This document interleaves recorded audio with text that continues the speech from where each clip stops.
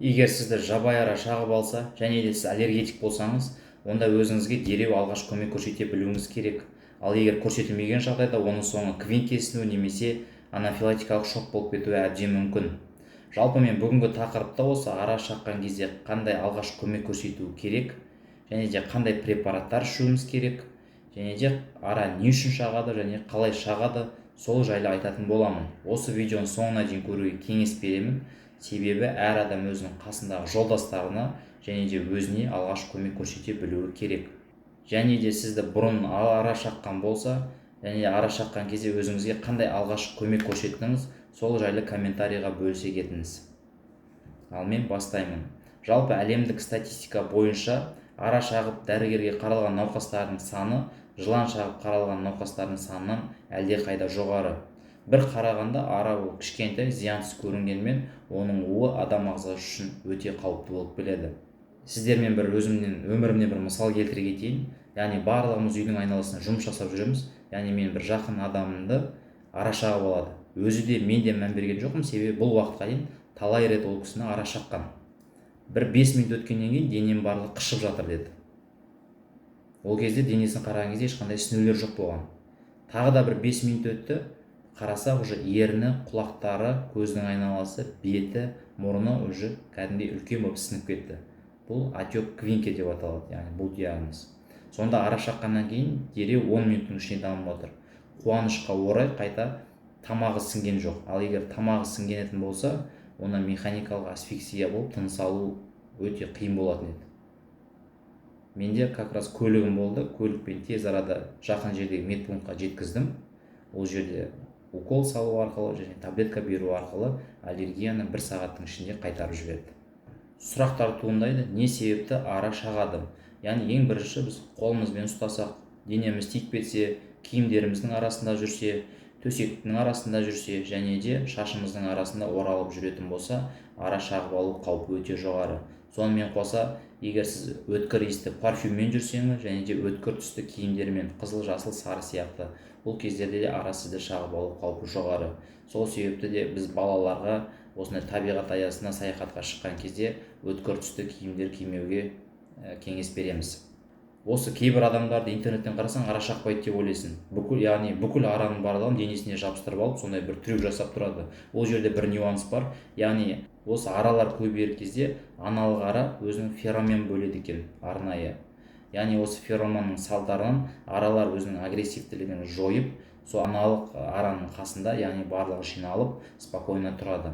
Қазір ғылымның дамуына байланысты адамдар да осы феромонды синтетикалық жолмен, яғни жасанды түрде дайындап, осыны алып, денесінің барлығына жағып, араның ұясының қасына келсе, бүкіл аралар соның денесіне барып қонады. Яғни бұндай аралар шақпайды, себебі олар агрессивный емес, және де спокойно феромонның иісіне рахаттанып тұрады. Ал егер ондай аралардың барлығы адамды шағатын болса, онда сол адамның тірі қалу қаупі өте төмен. Ал енді келесі сұрақ, аралар қалай шағады? Жалпы аралар ол аузымен шақпайды, ол құйрығындағы инесі арқылы шағады. Ол ине ара тәрізді болып келеді. Яғни теріге кіргеннен кейін сразу шығып кетпейді. Ара тәрізді, яғни тісшелері бар. Ара қалай шағады? Терісін, сол адамның терісіне, яғни инесін тастап кетеді. Солайша ол ара өзінің тіршілігін сол жерде жояды. Ал енді ара шағып алған кезде қандай алғаш көмек көрсете білуіміз керек? Мысалы үшін қолымызды ара шағып алды делік.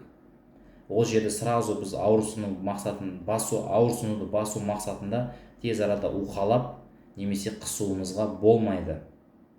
Себебі ол жерде араның инесі тұр. Ең бірінші біз әрекетіміз араның инесін алып тастауымыз қажет пинцетпен.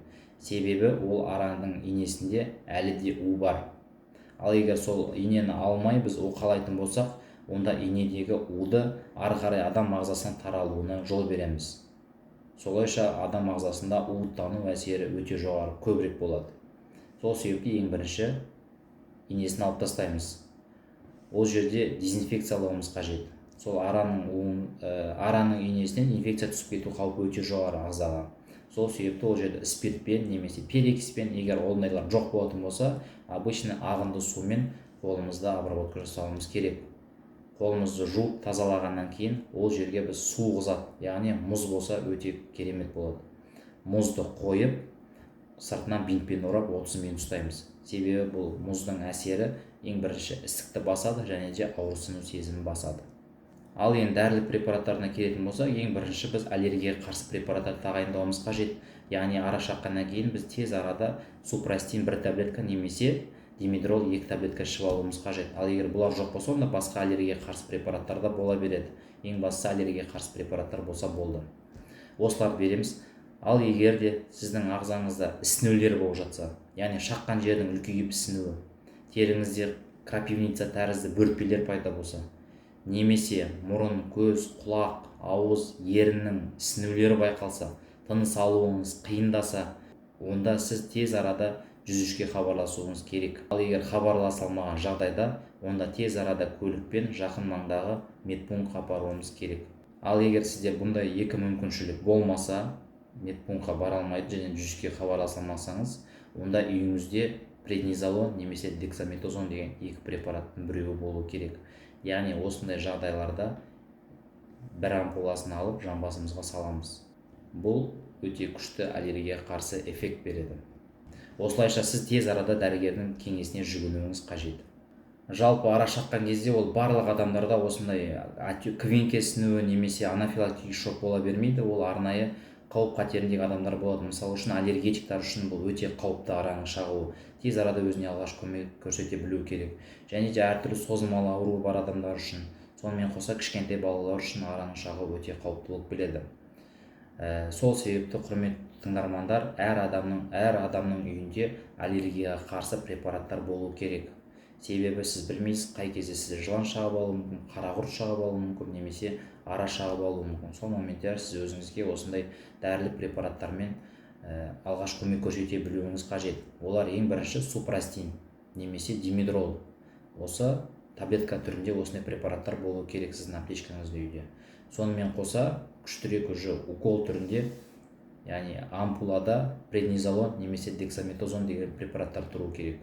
Және де шприц тұру керек. Яғни ара шағып алған кезде немесе басқа да улы жәндіктер шағып алған кезде осы алғашқы көмек арқылы сіз өзіңізді қорғап қалуыңызға болады. Және де менің каналымда қарақұрт шаққан кезде және де жылан шаққан кезде қандай алғашқы көмек көрсетілу керек, сол жайлы информациялар бар.